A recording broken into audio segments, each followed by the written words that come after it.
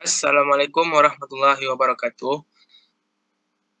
Kami dari kelompok 6 ingin mempresentasikan hasil kerja kelompok kami yang berjudul Detektor dan Pembagiannya dengan dosen pengampu Profesor Dr. Lerna Renaldi Idrus SSI. Nah, ini adalah bagian dari kelompok kami. Yang pertama ada Fitra Alifah, yang kedua ada Nurjannah, yang ketiga ada saya sendiri Amar Isran, dan yang keempat ada Fatia. Pada presentasi kali ini, kami akan membahas beberapa pokok bahasan. Di antaranya yang pertama yaitu pengertian dari detektor, yang kedua jenis-jenis detektor, yang ketiga detektor isi, yang keempat detektor SFC, dan yang terakhir detektor HPLC. Yang pertama yaitu pengertian detektor. Detektor adalah salah satu komponen dari instrumen kimia yang berfungsi sebagai penangkap cahaya yang diteruskan dari sampel dan mengubahnya menjadi arus listrik oleh amplifier, sehingga diperoleh besaran nilai pengukuran dan dicatat oleh recorder. Syarat detektor pada instrumen kimia diantaranya harus memiliki sensitivitas yang tinggi sehingga daya radiasi yang kecil dapat terdeteksi, memiliki waktu respon yang singkat, dan juga stabil. Nah, yang kedua ada jenis-jenis detektor. Jenis-jenis detektor dibagi tiga. Yang pertama itu ada jenis-jenis detektor berdasarkan spesifiknya. Berdasarkan spesifiknya, detektor dibagi menjadi dua, yaitu yang pertama detektor spesifik, yang dimana detektor spesifik ini hanya dapat mendeteksi analit secara spesifik dan selektif, seperti detektor UV vis, detektor fluoresensi, dan elektrokimia. Yang kedua, ada detektor universal. Detektor universal yaitu detektor yang dapat mendeteksi zat secara umum, seperti detektor index bias dan detektor spektrometri.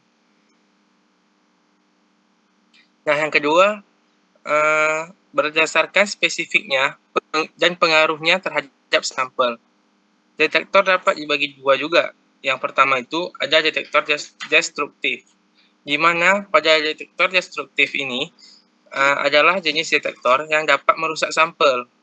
Contohnya itu ada DIN. Yang kedua ada detektor destruktif. Yang kedua ada detektor non-destruktif.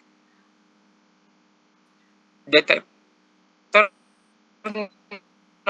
contohnya itu ada di HP.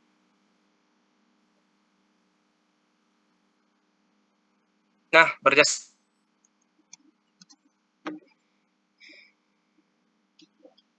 cara kerjanya, detektor atau disingkat dengan FID. FID adalah salah satu jenis detektor yang sering digunakan dalam kromatografi gas yang prinsipnya didasarkan dengan cara komponen yang akan dideteksi setelah melewati proses ionisasi pembakaran. Yang kedua itu ada thermal conductivity detector atau disingkat dengan TCD. Prinsip kerja dari TCD ini adalah konduktivitas thermal pada masing-masing komponen. Mekanismenya seperti pada teori jembatan Wheatstone, di mana ada dua sel, yaitu sel referensi dan sel sampel. Yang ketiga, ada electron capture detector atau disingkat dengan ECD. ECD adalah detektor yang khusus dalam menganalisa senyawa halogen organik. Banyak diaplikasikan untuk analisis senyawa pestisida terhadap elektron yang bebas. Yang keempat, itu ada namanya flame photometric detector atau disingkat dengan FPD. FPJ adalah detektor khusus yang digunakan untuk menganalisa senyawa sulfur, fosfor, dan atau timah organik, di mana prinsip detektor ini yaitu senyawa yang mengandung sulfur atau fosfor dibakar dalam nyala hidrogen atau oksigen sehingga terbentuk spesies yang tereksitasi dan menghasilkan suatu emisi yang spesifik. Yang kelima, ada namanya flame thermionic detector atau disingkat dengan FTD. FTD adalah detektor khusus yang digunakan untuk mendeteksi senyawa nitrogen atau fosfor organik. Umumnya digunakan untuk menganalisa senyawa pestisida, di mana prinsip pada detektor FTD ini yaitu pembakaran senyawa komponen, kemudian direaksikan dengan garam rubidium, dan respon listrik yang dihasilkan akan dikonversi menjadi satuan tegangan. Nah, yang terakhir yaitu ada namanya mass spektrometer atau disingkat dengan MS. MS ini adalah detektor khusus yang dapat digunakan baik untuk analisis kualitatif maupun kuantitatif. Detektor MS prinsip kerjanya didasarkan pada sampel di mana diuapkan dalam keadaan vakum yang kemudian dialirkan ke ruang pengion yang selanjutnya akan ditembak dengan arus partikel sehingga akan membentuk ion-ion yang bermuatan. Nah, selanjutnya akan dijelaskan oleh teman saya yaitu Fitra Alifah. Baik, saya akan menjelaskan tentang detektor kromatografi gas. Detektor kromatografi gas adalah bagian yang diletakkan pada ujung kolom tempat keluar fase gerak atau gas carrier yang membawa komponen hasil pemisahan sampel. Dalam hal ini, detektor pada kromatografi gas adalah sensor elektronik yang berfungsi mengubah sinyal gas carrier dan komponen di dalamnya menjadi sinyal elektronik. Sinyal elektronik ini berguna dalam analisis kualitatif dan analisis kuantitatif terhadap komponen yang terpisah di antara fase gerak dan fase diam. Kemudian terdapat kegunaan dari detektor GC. Detektor pada kromatografi gas digunakan untuk memonitor gas carrier yang keluar dari kolom dan merespon perubahan komposisi solut yang terelusi.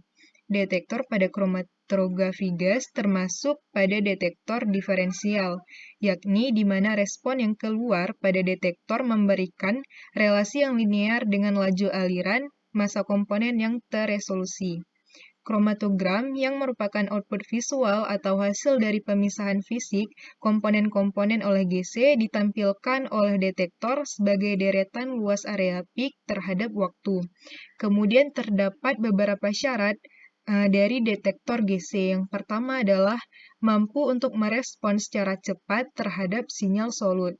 Kemudian detektor GC harus stabil saat dioperasikan. Selanjutnya, mempunyai range respon linear yang luas dan memiliki sensitivitas yang tinggi.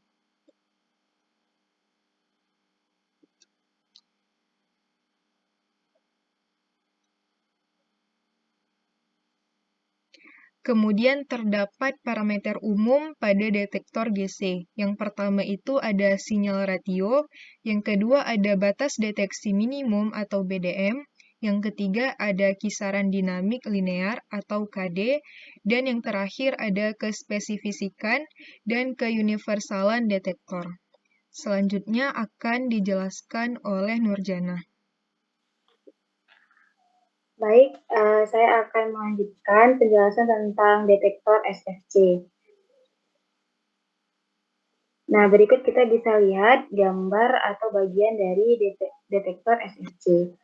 SFC atau kromatografi fluida superkritis adalah pengembangan dari teknik kromatografi kolom, di mana dalam cara kerjanya menggunakan fase gerak fluida superkritik. Salah satu bagian dari SFC adalah detektor yang berfungsi untuk mendeteksi komponen-komponen yang keluar dari kolom setelah terjadi proses pemisahan.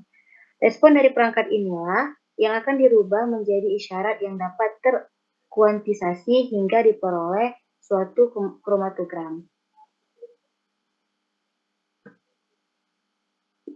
Kemudian ada jenis-jenis detektor pada SFC. Yang pertama, detektor UV atau ultraviolet, dan yang kedua adalah detektor MSD atau Mass Selective Detector. Detektor MSD digunakan interface di antara kolom dan detektor yang berfungsi menurunkan tekanan kolom menjadi tekanan atmosfer secara perlahan. Berikut ada jenis-jenis detektor pada SFC, yaitu ada detektor ionisasi nyala atau FID.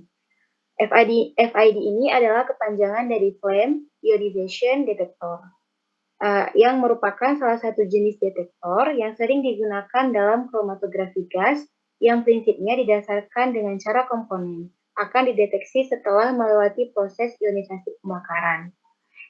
Detektor ini digunakan untuk mengukur komponen-komponen sampel yang memiliki gugus alkil atau CH.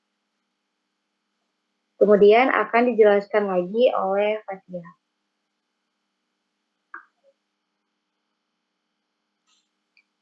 Baik, yang terakhir bagian dari macam-macam detektor yaitu detektor HPLC. Berikut gambar dari alat HPLC lengkap dengan detektornya. HPLC merupakan kepanjangan dari singkatan dari High Performance Liquid Chromatography atau dalam bahasa Indonesianya disingkat KCBT atau kromatografi cair berperforma tinggi atau HPLC.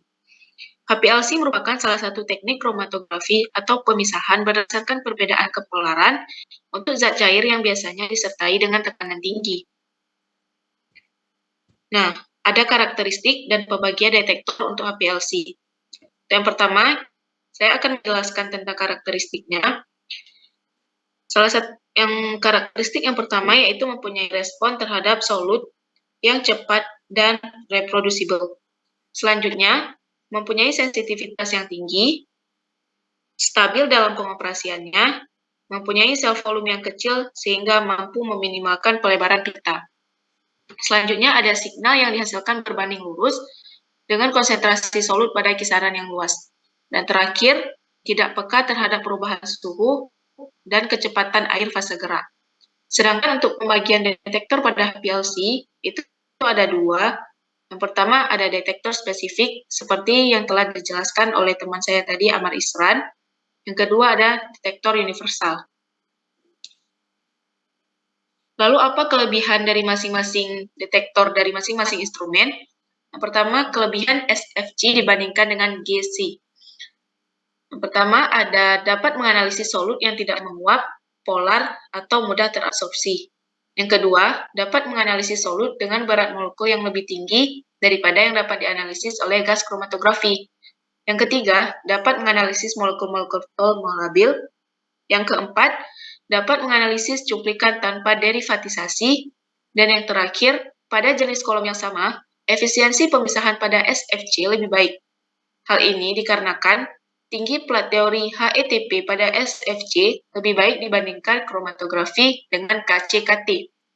Menurut teori dari kromatografi, semakin kecil HETP, maka efisiensi pemisahan semakin baik. Lalu yang terakhir, kelebihan SFC dibandingkan dengan HPLC. Yang pertama, teknik SFC dapat menghasilkan pemisahan yang cepat tanpa menggunakan pelarut organik layaknya HPLC. SFC merupakan teknologi yang ramah lingkungan. Pada umumnya, teknik SFC ini digunakan untuk fluida superkritik CO2 merupakan hasil samping dari reaksi kimia yang sama. Sementara gas CO2 sendiri telah terakumulasi di udara. Oleh karena itu, teknik SFC tidak menghasilkan limbah bahan kimia baru ke alam sehingga disebut sebagai teknologi yang ramah lingkungan. Berikut adalah daftar pustaka. Sekian dari presentasi kami. Lebih dan kurang kami mohon maaf. Kami akhiri. Assalamualaikum warahmatullahi wabarakatuh.